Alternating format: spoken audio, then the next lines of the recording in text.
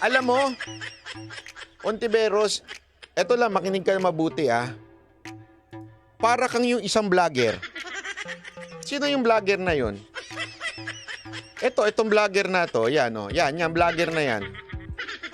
Ang pangalan niya, Nino, ano pangalan niyang leche na yan? Nino Barzaga. This individual, kasi naglabas siya na nag-i-interview, ini-interview na ito mga to. Tingnan mo yung mga itsura ng mga in-interview niya, Tingnan ninyo mga itsura ng in-interview niya. Puro kamukha niya. Mukhang mga endangered na rin. Hindi. Isa pang mapapansin mo. Tingnan mo sinong gonggong na magdodoble ng t-shirt. Ang init-init niyan, nagrarally ka, doble t-shirt mo, pinatong mo. Diyan pa lang sablay na yung mga witness niya Diba? Tingnan mo, naka-t-shirt. Sinong tanga naka-t-shirt na sabay? Halatang pinasuot. Yung isa pa, may kwelyo pa yung t-shirt, pero yung kwelyo nasa loob. Halatang biglaan lang. Diba? Yun ang sinasabi nga ho natin binigyan niya kaya ng chupageti yan. Hindi natin alam. Di ba? Kaya nga alam mo, ito kahit ilang beses mong, ay grabe. Hindi, alam mo ito Ito lang, ito kasi ewan ko ba kung bakit may naniniwala. Although, yung mga naniniwala naman sa kanya, mga fake account. Yung mga naniniwala dyan kay Nino, yung mga sintu-sinturing katulad ni Bobong Lipunan. Mantakin mo maniwala siya sa kasinungalingan nito. Di ba? Sinungaling na kesyo nagdadala ng babae para kay PRRD. Magbabayad ng ganong kalaki? Alam mo ba magkano babae ngayon? Sa bagay, mga binabanatan mo, hindi naman babae, kaya di mo alam ang presyo. Jay Guevara, magkano daw ba yung sinasabing binabayaran daw ni Nino? Dinadala sa Malacanang, magkano yun? Di ba sinasabing binibigay daw kay Duterte? Wala kang alam sa babae, Brad.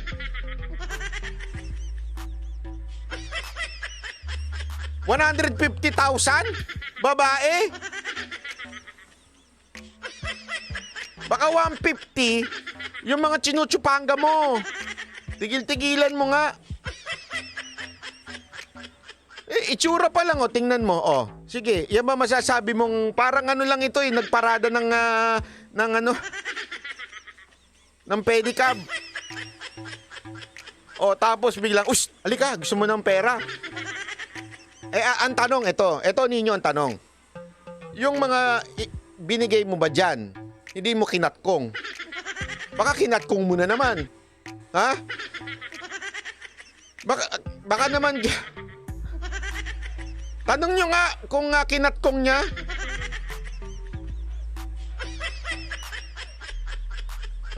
Wala na daw 150 ngayon, lowest 500.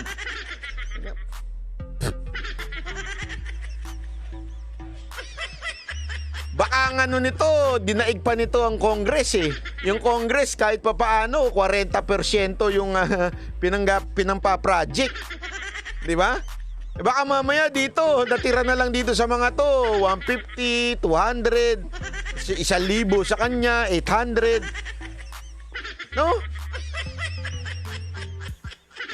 Hindi, alam mo kung bakit. Meron kasi akong alam Meron akong alam.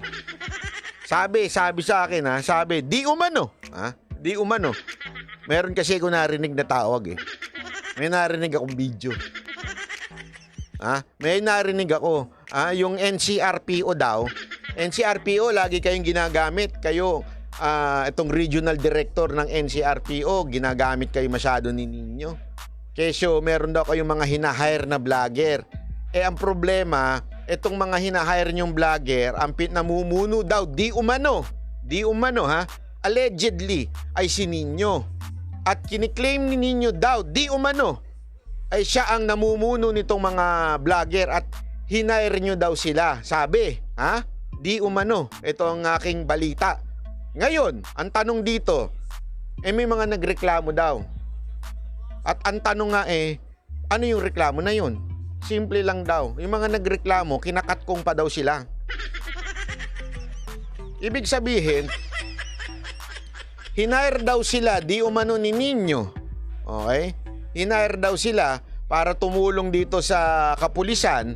Tapos hindi daw natatanggap di umano yung bayad na supposedly. Ewan ko kung totoo yun, ha? Liza, maraming salamat. Hindi ako naniniwala. Hindi ako naniniwala.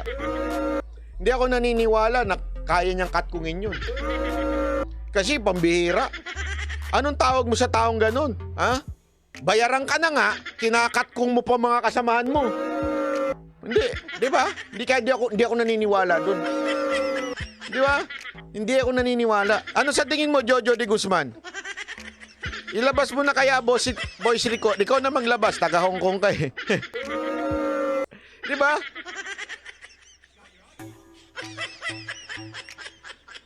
Alam mo, siguraduhin nyo kayong kung meron man sa inyo dyan, kung meron man sa inyo dyan, mga vlogger, na kinuha ni Nino, lalong-lalo na yung si pangalan no?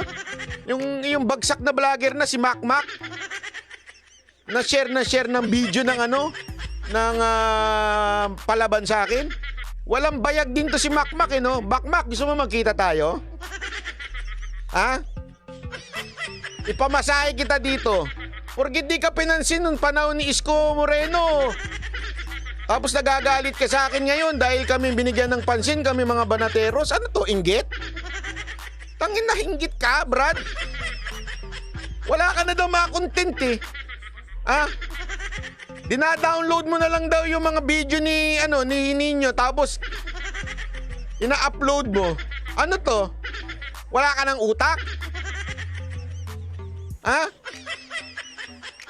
Hindi, nagtataka lang ako, yung Macmac Pablo na isko niyan di umano.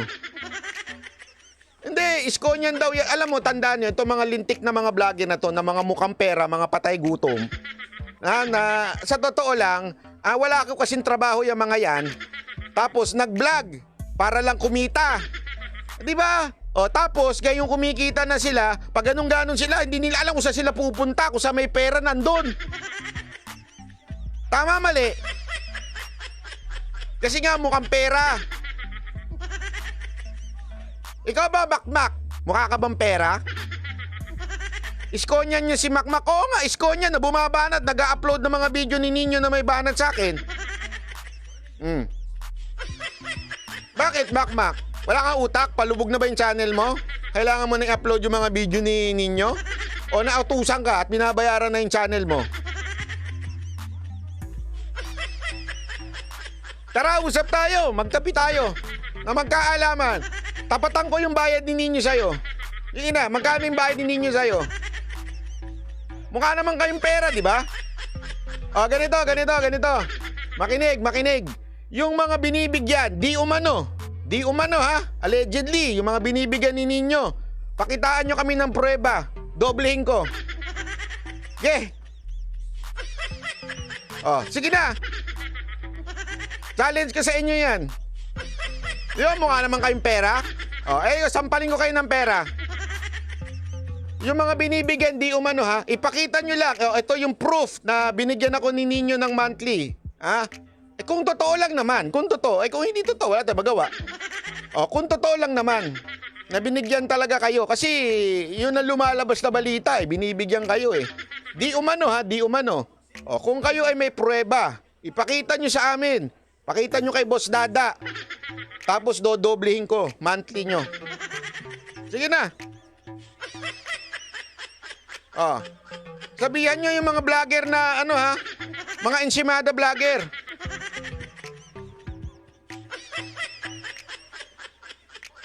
Hindi, para lang ito, alam mo kung ba't ko dodoblehin ng bayad? Ganito lang. Tumiwalag lang kayo dyan. Magsabi lang kayo ng totoo na nararamdaman ninyo. Huwag kayong sumunod sa akin hindi nyo kailangan i-defend. Hindi ko kailangan ng depensa nyo. Sumunod lang kayo sa puso ninyo at sa sarili nyong opinion. May pera na kayo. Para hindi na kayo maging for the content. Ganun lang kasimple, di ba? Pero yung mga nandito na, huwag na kayong gumaya ha.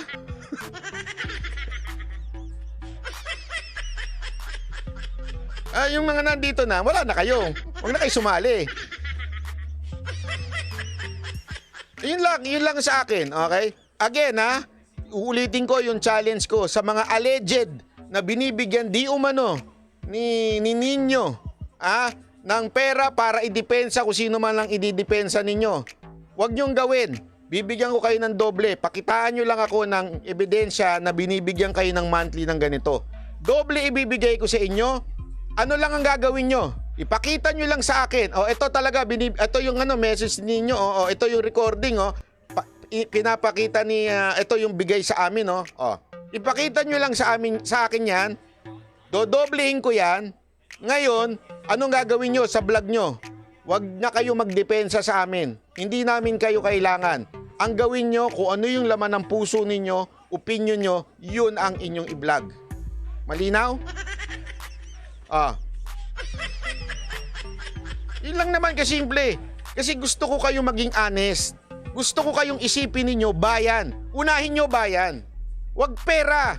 Kasi yung pera darating naman yan kung may utak ka. Ang pera darating yan kung maayos ang content mo. Pero kung bobo ka talaga, lumayas ka na sa vlogging. Magmaganda, magpaano ka na lang dyan. Mag-igib ka ng tubig tapos maningil ka sa kapitbahay nyo. Ganun lang. Okay? Baka humingi pa ay grabe naman yan. Sabi ni Janice Guerra, baka humingi pa ng cut yan si Nino. Wala. Diretso to, diretso.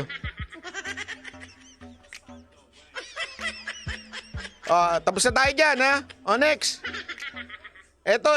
Gusto ko lang ipakita to bago tayo tumapos dito kasi alam niyo naman na ito. Nagtipon-tipon na rin na mga taga-suporta ni Pastor Apollo C. Kibuloy Pastor Apollo ng The Kingdom of Jesus Christ sa Davao City, dala ang panawagan ng hustisya at upang ipakita ang kanilang suporta sa kabila ng mga maling paratang na ibinabato laban sa butihing pastor sa gitna ng pagpapatuloy pa rin o nagpapatuloy pa rin na isang bogus na Senate investigation laban sa butihing pastor. Narito ang balita ni Jean Domingo.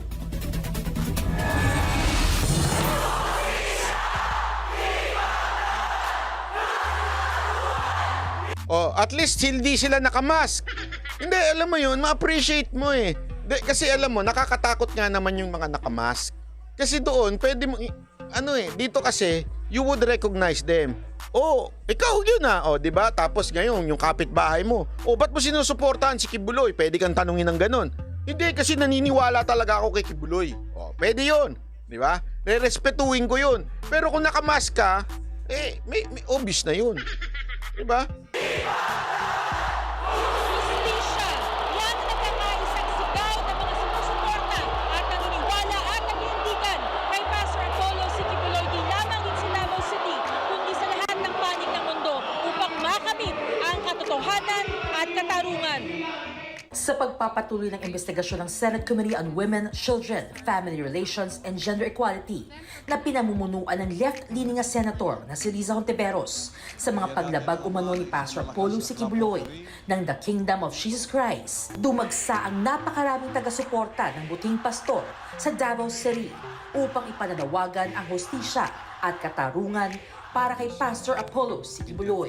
Ito'y sa patuloy na paninindigan ni Pastor Apollo na wala itong ginawang masama at mali ang mga paratang na ibinabato sa kanya ng mga bayaran at pekeng testigo. Ang mga ito ay nanggaling pa sa iba't ibang bahagi ng lungsod at patuloy na nananawagan sa Kamara de Representantes at Senado na itigil na ang pagigipit sa pastor at idulog ang mga nasabing reklamo sa tamang forum na walang iba kundi ang korte. Coronation building si Pastor Maigsoon, pero tanawan ninyo unsay ilang gihimo kay Pastor. Unsay ilang gihimo sa atong may gugmaong magbalantay. Kamalinaw na to diri gigubot na nila. Dili. Ay. Pero ayun pala, meron palang translation. Mao na Maigsoon, dili na nato masabtan ang panggobyerno karon. Para kay Cesar Uy, isa sa mga taga-suporta ni Pastor Apollo na sumali sa prayer rally upang makiisa sa panawagang hustisya para sa butihing pastor. na nakita niya mismo kung paano na lamang lapastanganin ng Senado ang karapatan ng pastor. Kung mapapansin natin, ang Senado ay masyado ng personal ang kanilang inihain na kaso para kay pastor ang mga investigasyon nila. Ang alam natin, in the aid of legislation, nasaan ngayon ang ile-legislate natin? Are we regulating the church? Kaya kami naghaharap ng katarungan sapagkat napakalaki na ng mga hinanakit. Linawin natin na sabay-sabay yung rally ngayon ha. Ito, Davao pa lang ho ito. Meron pa nga ako nakita, Malaysia, kung saan-saan eh. Ng mga taong nagmamahal kay pastor. Kagaya namin, mga supporter kami. Nagtataka kami, bakit nila ginagawa ito? Ano ang gusto nilang marating? Ngayon, nagkaroon ng statement si pastor. Kaya po yon ang panawagan namin, kailangan i-evaluate natin ito. Hindi ito basta-basta. Ipanalangin natin na lumabas ang katotohanan. Ito rin ang naging sentimento ng iba pang taga-suporta ni Pastor Apollo. Sa Ayun eh, alam mo yun, ito irespetuhin natin. Ontivero, sa totoo lang, sablay na sablay ka. Dahil sa'yo, nagwala tuloy ang mga kababayan natin. Dahil, alam mo, hindi naman masama kung idemanda. Alam mo yun, kasi karapatan mo yun. Kung meron kang reklamo, karapatan mo magdemanda. Pero yung ginagawa nyong sirkus sa Senate hearing, na hindi nyo binibigyan ng tsansa, kahit ba sabihin mong umattend, kaya lang hinatulan mo na bago pala ang umattend. Sinabi mo na kaagad guilty. Ano pang aasahan ni Pastor Kibuloy dyan, di ba? Oh. katunayan ng iba sa mga ito ay nagpahayag ng kanilang kahandang humarap sa Senado upang pasinungalingan ang mga akusasyon laban kay Pastor Apollo. Ikaw ang nagbago sa lahat ng Pilipino. Millions of Pilipino, Pastor, binago mo ang kanilang buhay mula sa masalimot na buhay sa mga bisyos o sa ano pang mga gawaing masama. Ngunit nandito sila ngayon. Pastor, kaisa mo kami. Mamatay, mabuhay. Hindi kami aatras sa laban na ito, Pastor. Itataya namin ang buhay namin para sa iyo, Pastor. Andito kami, susuporta sa anumang uri, Pastor, ng aming makakaya. Aron anaa sa katungdanan sa gobyerno, kamo maminaw mo ka namo kay naami diri. Karon nakita ninyo sa amo kung unsa may anaa diri nga gipalangga ni pastor, giatiman ni pastor, akong upat ka anak, gipaskwela ni pastor, kami tanan naa diri naghiusa, giintak ni pastor aron kami manginabuhi nga malinawon. Sa lahat ng mga witness na nandyan sa Senado, alam ninyo sa sarili ninyo na hindi man totoo ang sinasabi ninyo. Kaya kami nandito ngayon para ipaglaban ang katotohanan, hindi para sa amin, para sa aming minamahal na pastor na wala namang ginawang masama, kundi kabutihan lamang. Nandito po kami ngayon sa harapan ninyong lahat mga taong bayan, ipaglaban ang karapatan at ustisya laban sa aming pastor, Pastor Apollo C. Kibuloy. Karapatan po namin. Nayari kayo kay kuya. Ha? Sa sobrang init ng ulo niya, pumipiyok-piyok na. Di ba? Yan ang passion. Parang naano ko sa TikTok to eh. Marinig at nakapunta Hindi ba ito yung nagre-review ng mga ano? Sa TikTok? Hindi ba siya yun? sa Supreme Court at pakinggan po kami. Galit na po kami dahil sobra na po ang pinaggagawa ninyo sa amin. Sa kabila ng mga pag-uusig at pagsisikap na pabagsakin ang moral ni Pastor Apollo, ang mga taga-suporta nito, ang mga taong tunay na nakakakilala sa kanya, ay patuloy na naniniwala sa buting pastor at sa katunayan ay handa silang ialay ang kanilang buhay maipagtanggol lamang si Pastor Apollo sa nagpapatuloy na pang-aapit sa kanya. Nakita na mo yung pagkamaayos ni mo kasing-kasing. Nakita na mo ang imong giusin mo kami pahigugma mo nang dili jud mo mibiya sa imong pastor. Pastor, salamat kaayo pastor sa imong dakong gugma kanang mo pastor. Dili mi deserve sa imong gugma pero imo kaming giatiman, gialagaan, giampingan mo na karon pastor. Among ibalik ang imong kaayo jud kanamo pastor. Salamat kaayo kanimo pastor. But this time is the right time for me to defend you, Pastor, for what is truth. Justice will always prevail. Pastor, kami na yung bahala sa inyo. Ipaglalaban namin ang katotohanan. Pastor, kahit ano mangyari, Pastor, Alam mo yon, ito yung sinasabi ko nga, ito na-observe ko lang naman to. Na-observe ko lang naman. ang layo eh. Eto mga to, alam mong hindi scripted eh, yung pagsuporta nila. Alam mong they really support. Yung kesa doon sa mga witness ni Ontiveros na hindi mo talaga matansya eh kung ano ba ito, totoo ba ito o again ha, hindi ko sinasabing hindi guilty si Kibuloy. Hindi ko sinasabing pareho kami ng paniniwala. Pero ito legit eh. Legit yung kanilang alam mo yun, pakiramdam na wala talaga. Walang ginawang masama. Yun lang sinasabi ko dito. Lihiti mo yung kanilang hindi inutusan, ika nga. Hindi inutusan. Yung mga witness sa Senate,